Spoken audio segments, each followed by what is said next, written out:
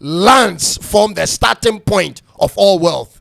This is why everyone aspires to have a place of their own.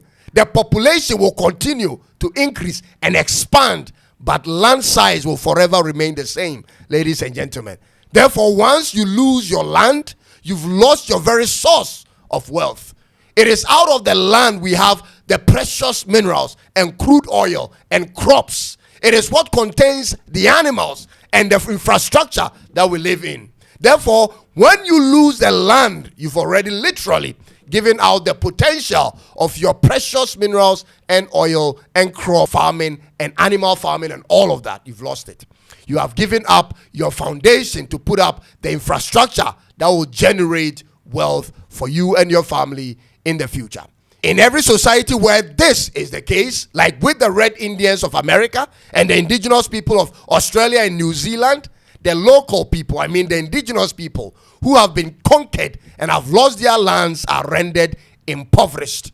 This is always the case. And so this explains why the white South Africans control a disproportionately large share of the country's wealth, owning around 1/3 of household wealth and holding so much of the nation's business assets, despite comprising only 8% of the population.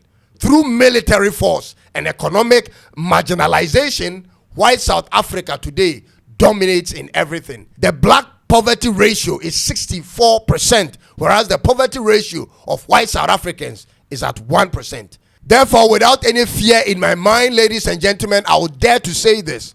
If Trump wasn't being disingenuous, and if Ramaphosa wasn't being a coward, this should have been the discussion between them, Trump and Ramaphosa, when Trump brought up the issue of Julius Malema.